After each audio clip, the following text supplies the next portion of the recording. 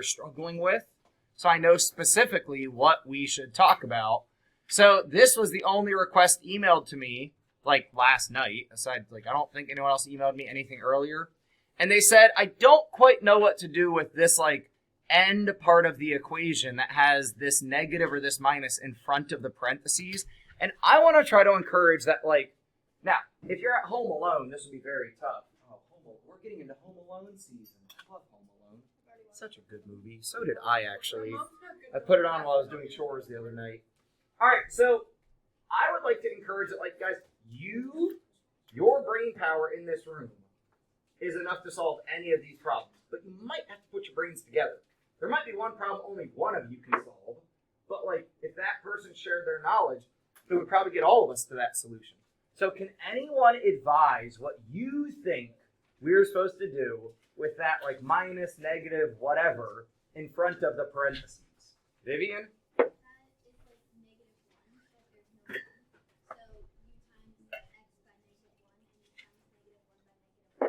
Yeah, so exactly what Vivian just said. You don't have to think about the 1.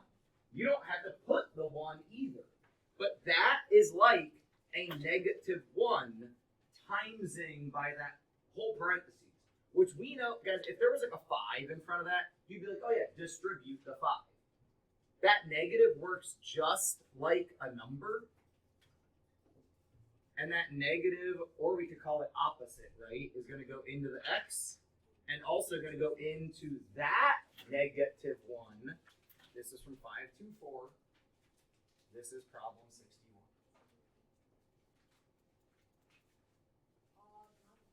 Is it on the floor? No, it's just locked up. You can have a copy. The extras are on the back. We'll wait. You have 18 people waiting for your disorganization, dude. Harrison, while we're waiting. Absolutely. That opposite or negative gets distributed. The left side stays the same. Dave, quit messing with my smartboard. By the way, Dave has no water right now, actually. I don't know if we've covered the fact that Dave is like a real person. He's my friend. He's not just a ghost in our classroom. They live out on the west side of town, and apparently that's an issue where they had to drain their water tower. You guys know what like a water tower is? Yeah. It's a giant amount of water up in the air, so it creates weight, and that's how you create water pressure. But that creates water pressure. So when they go to fix certain plumbing stuff, you need to not have pressure. So sorry, I like to teach you guys random stuff. I'm kind of waiting to make sure Harrison can get his pencil sharpened. So yeah, so if you're good. I'm just waiting for you to get sharpened and whatever. So if you have all this water sitting up high and it's pushing down, that creates a bunch of pressure, and to fix the plumbing, they had to drain the whole tank. I know. All right, so that negative distributes. The first distribution just turns our x into negative x, which I could write plus negative. I'm gonna write plus negative because we know that's better. Plus negative 4x. So now plus another negative x. What happens to that 1? Question mark? Kyrie?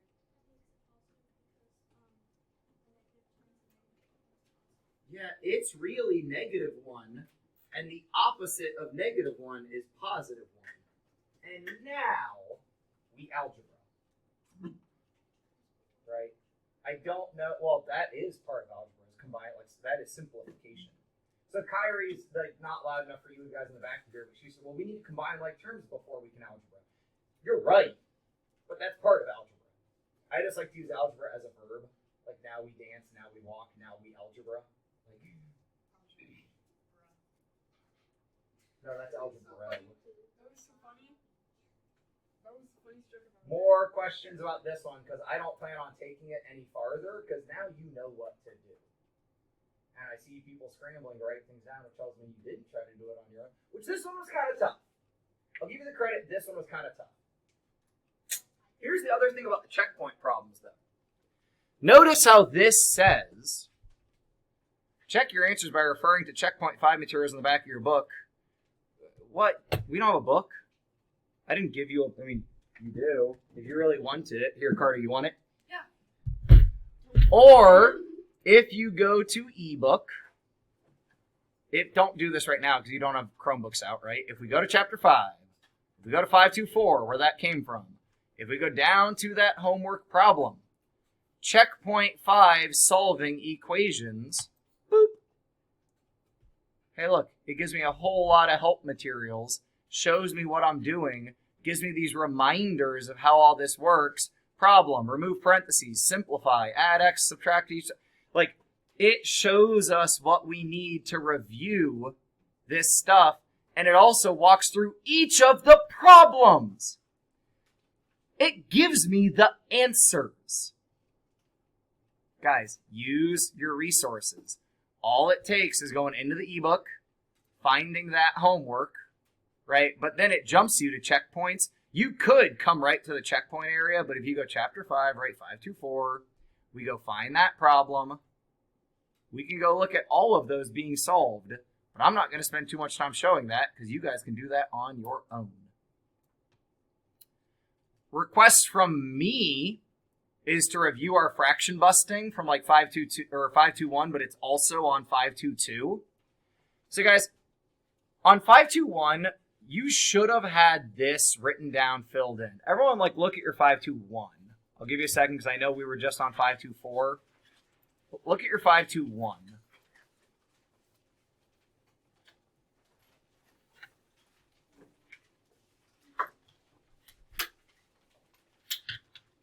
Which actually will for now.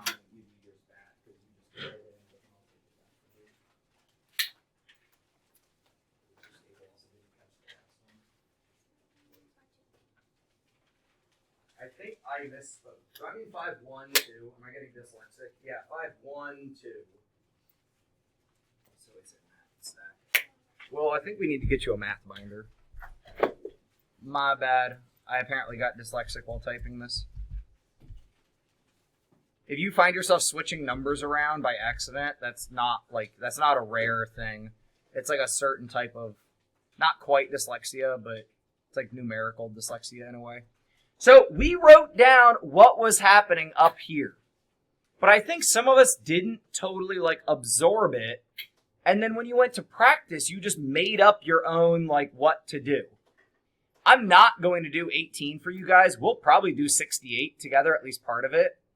But if I look at 18 from that 5.1.2 homework, what is the process that I'm supposed to be taking to solve 8? Like, actually, let's look at part B, because it's slightly tougher.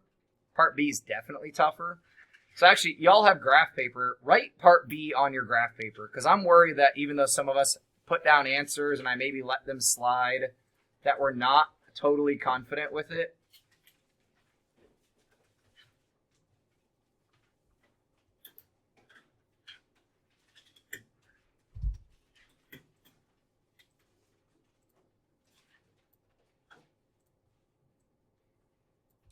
X over 9, 2x over 2, and 1 over... Now, there is a way that I could make this problem easier from the get-go.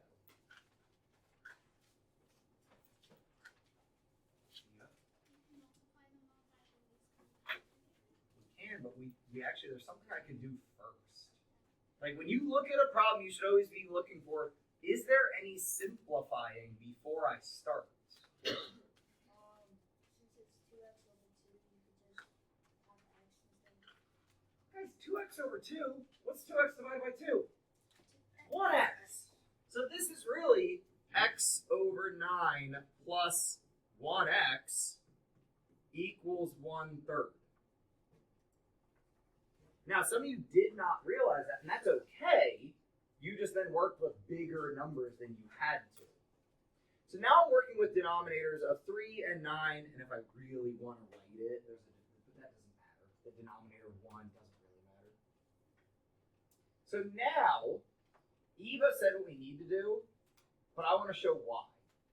The longer part of this process, that I was trying to move fast, and sometimes when I check, this is why I like paper homework, when I check your homework, I can realize, oh, I went too fast with that. What we're trying to do is get everything to a common denominator. So to get everything to the same, well, can 9 become 3? No, because I don't want to divide up here, right? Can 3 become 9? Yeah. So what we're actually doing,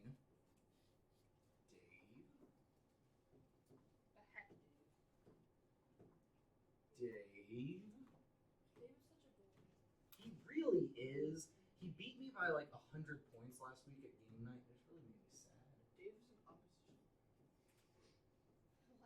All right, so I'd do times 3 there. I would do times 9 here. Do I need to do anything there? No. So this now becomes x over 9. 9x over 9. Do not reduce this. This is on purpose. And 3 over 9. Now, what can I multiply the whole wham bang boom by to like make this a whole lot easier? Carrie? Multiply everything by 9 and wipe out that. Now, be careful. Some of you are accidentally doing like the same thing twice. Because what's happening here, this becomes 9x over 9. This becomes 81x over 9. This becomes 27 over 9. Guys, or just take your numerators. Because this 9 is going to wipe out that 9. This 9 is going to wipe out that 9. This 9 is going to wipe out that 9. Or if I look at simplifying, this just becomes x. This just becomes 9x. And this just becomes 3. But if we get like a good comprehension of this, we can just look at the original problem and say, oh, if I multiply by 9, because that's what the denominator could turn into, I'm going to copy this entire page and show you what I mean again.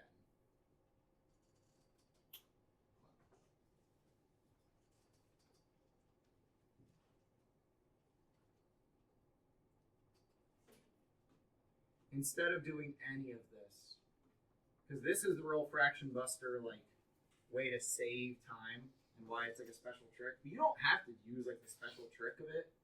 You could just do exactly what I just did. But if I think about 9 would be that magic number that would wipe things out, I'm multiplying the whole thing by 9, but we like to think about it separated. I don't know why it's writing so big. So times 9 if you want over 1, times 9 if you want over 1.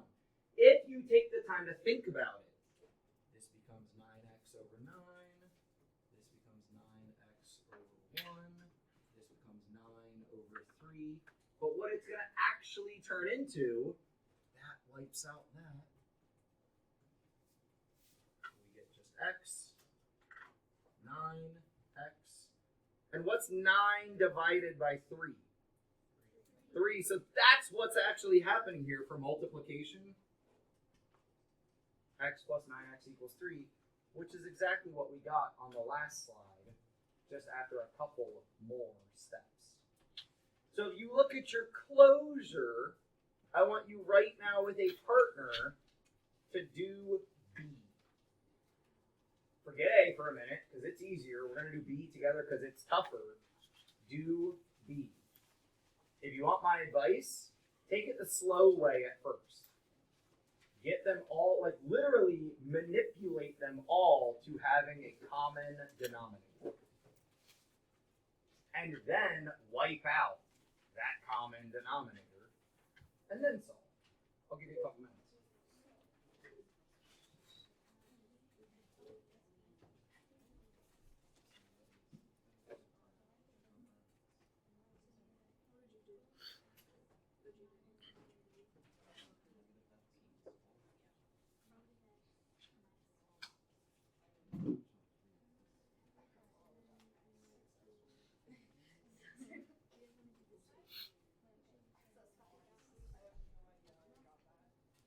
What could be a common denominator between 2, 3, and 4?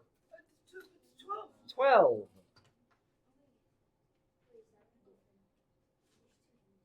Oh, yeah, sorry. This B is the one we just did. Sorry, the B on your closure. The B on your closure. My bad. That B we just did, guys. This B is what we just did.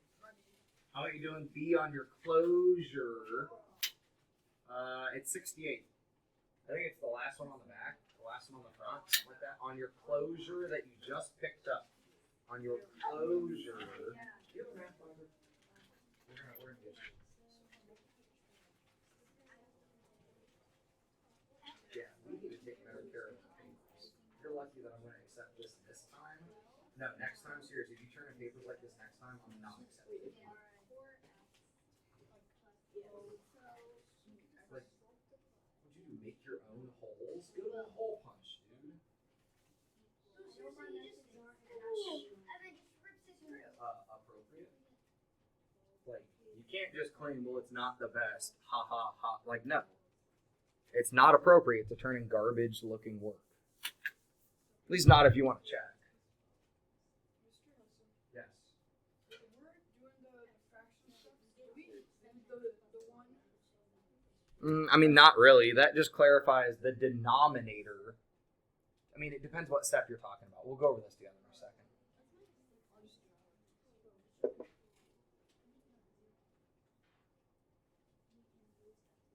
So you guys said 12. I'm going to start working with 12.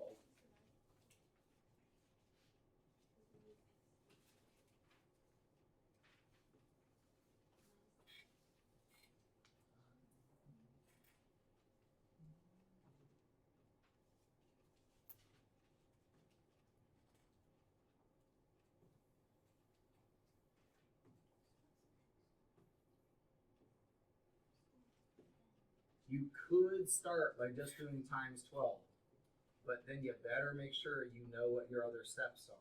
If we slow down, I'm going to get everything to a denominator of 12. Even the 1, I'm going to get to a denominator of 12. So I'm going to be doing times 12 over 12 to that.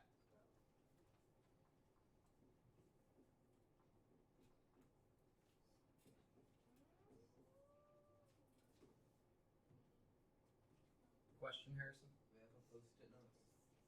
Should be to the left of the paper center, but if there are none there, let me know.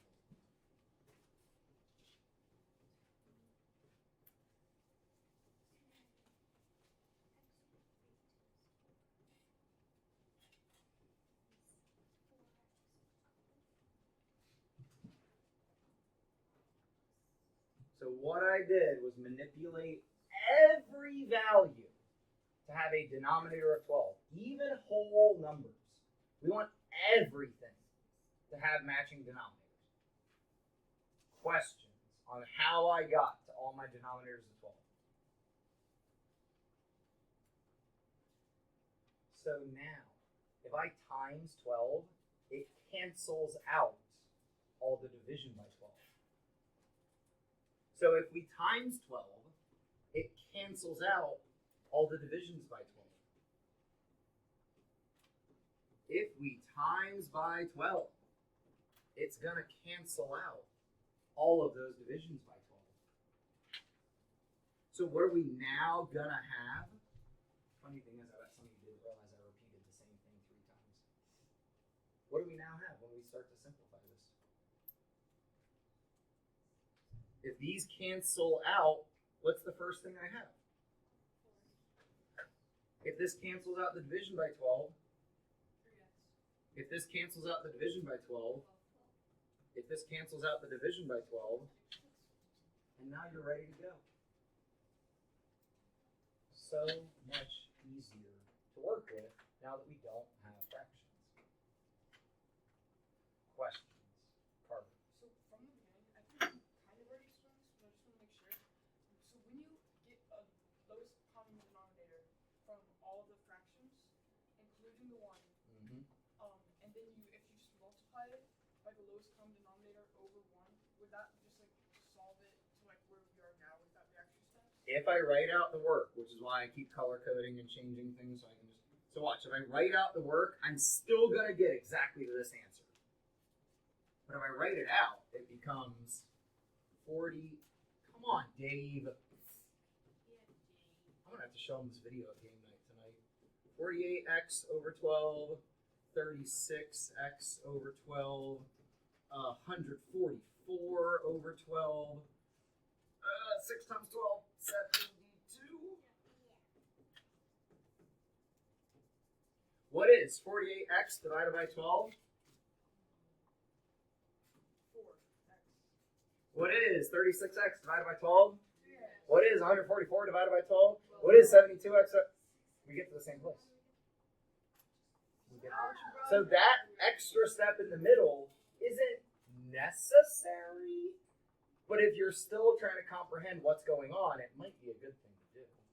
You know? Okay, so like I don't understand how we figured out the numbers times the when we first get the equation. Like how we figured out the 12. Well, not the 12, but like how did you figure out how to times like the 3 over x by like 4 and like the other numbers? So I go back up to here, right at the very beginning. What's in the white box? And we look at 3, 4, and 2. Because the division by 1 doesn't really restrict anything. So if we look at this, we're saying, okay, 2, 3, and 4. We get 2, 4, 6, 8, 12, 3, 6, 9, 12, 4, 8, 12. Oh, 12. So we look at all the lists like mentally, and we say 12 is what we can land at. How do I get 3 to get to 12? It's that whole work of how do I turn 3 into 12 and then do the same. How do I turn 4 into 12? Do the same. How do I turn 1 into 12? And then do this. How do I turn this into 12 and do the same? Also why I record my classes, guys. If you need to go back and see this like explained again slower, take it like go watch the recording, slow me down if you want to. Questions? Let's check answers. Pull out 522. Well, actually, what's that from? That's from Closure. Never mind. We're not checking answers for Closure. I'll talk about why in a moment. Closure? No, you just got it today. Closure is today's homework. All right, 522. Science Club, Math Club, in 6 weeks and $80. 522. Start with the situation with those fundraisers. I like the color coding. That's what I was looking at. 522. Looks like some of us maybe need to spend some more time on this evening. Oh, you turned your graph this way. I see. I was very confused for a moment why these looked like they were going down. Ooh, I will send you some graph images. Graph both lines on one set of axes. Here I do. There was a different homework where I told you guys you could do what's not graphing. Yeah, guys, you need to have this graph made. I'll tell you, your mastery tomorrow is essentially the same thing as that problem, where it's asking you to make the graphs for the science club and the math club.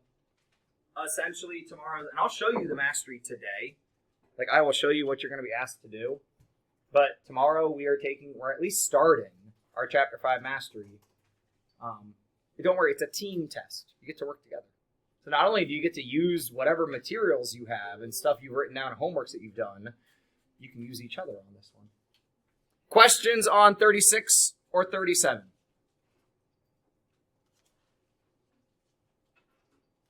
Yes, it's taken me an hour and a half to consume a yogurt. If that's what you're staring at me wondering. Because I was kind of also doing that teaching thing.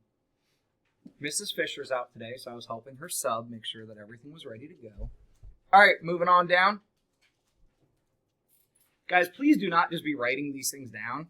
You can always get back to them in the video, but if you get a question wrong, I mean, you can jot the answer off to the side, but go back and rework it to figure out your mistake, right? Go back and rework it. I think starting next week when we're checking homework, we're going to do no pencils. So you can have a pen or a highlighter out to like give yourself feedback, but I think we're going to switch to no pencils when we're checking homework. Any questions on any of these?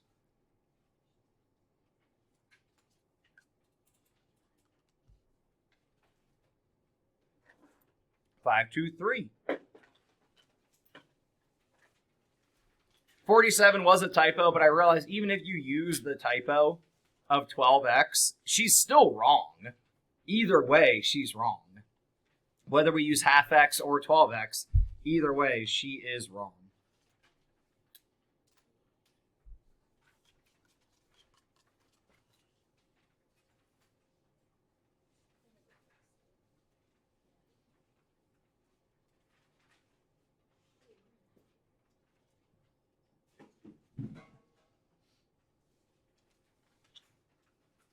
Any questions? In 48, it looks like some of you didn't realize we have a negative slope to deal with. That negative x takes that slope downward. If you graphed it wrong, maybe go back and fix it at some point. Any questions on 47? Because really it's just she's wrong.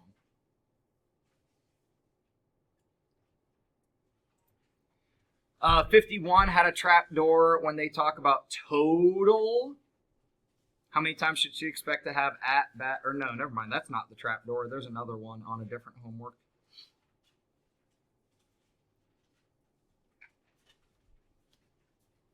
Questions?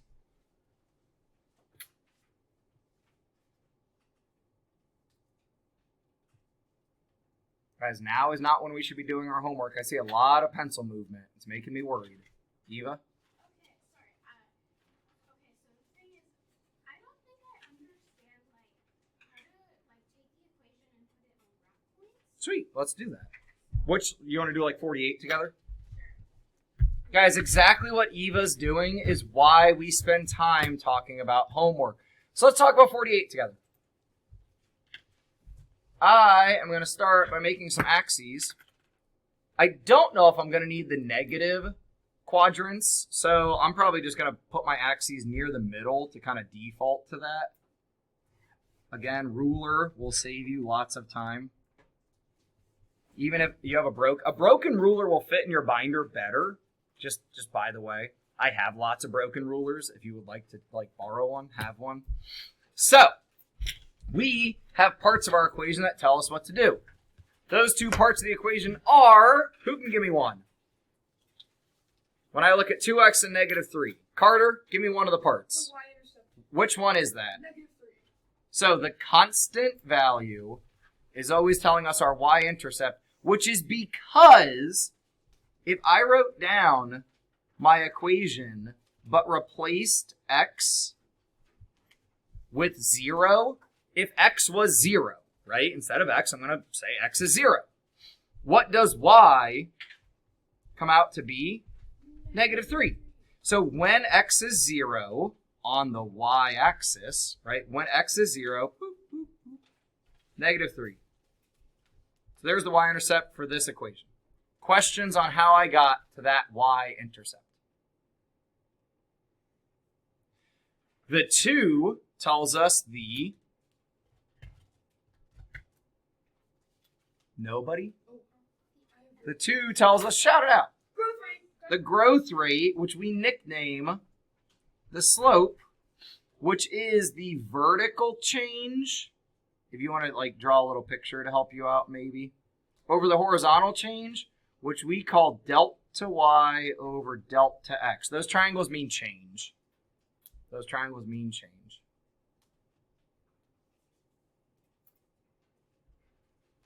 So now, that tells me if I think about 2 as a ratio, it's 2 over 1. So go up 2 over 1. There's my next point. Up 2 over 1. And if I wanted to draw a little growth triangle,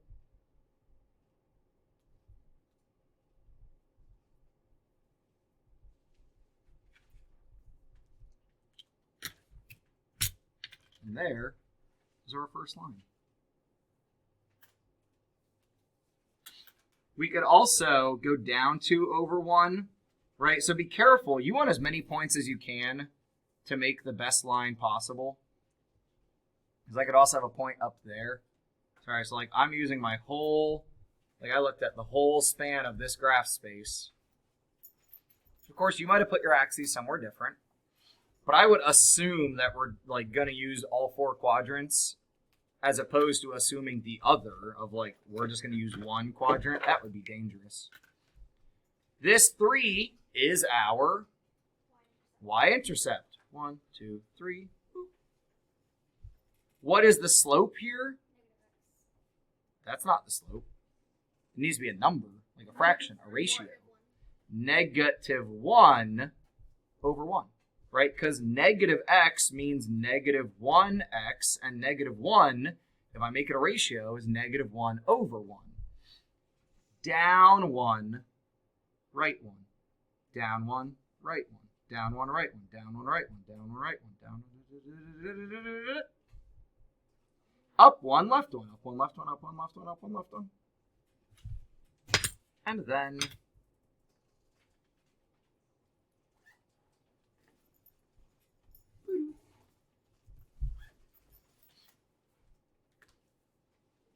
questions. Eva, does that feel a little better now? Yeah. It's all about start at your y-intercept, use your growth rate to move from there. Parallel lines will never touch, or they'll always touch. We have not talked about when the parallel lines are on top of each other yet. We'll see a situation like that. Don't worry, we'll get there. And 5.2.4. It all fit on one screen kind of nicely. Again, if you are just writing down answers, you're probably going to get a check minus because I know which problems need some work on them. And it might also just be like, see me, come tell me what you did, but you're going to have to tell me what you did. But the way to avoid that is just show me a little bit of work. Show me your thinking. So like with 58, what did you do to get it back to y equals form? What math happened?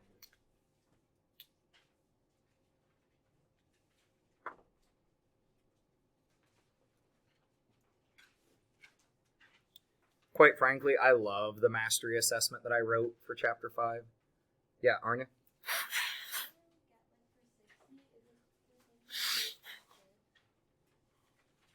For 60.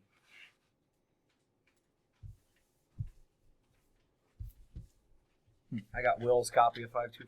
Will, how did you lose 5.2.4? Yesterday you had 2 copies of it. Because I have one of them, because you ended up with 2 of them. Bro, you're about to get like locked down at extensions. I think you're about to be grounded. Until we get our math organized. Alright, sorry, very distracted. About 60, you said. Many ways to do problems like 60. At least for part A, there's many ways. Part B, slightly less ways, because we would need to like add these together first. Or I guess we could do fraction busting here. Right, because that's essentially what we're going to do. But if you look over your A, when you have just a proportion, just fraction equal to fraction, there's a rule that you should have learned last year. It's okay if you didn't. But this rule is called the means extremes. Really what it simplifies down to is what a lot of you might know as butterfly method.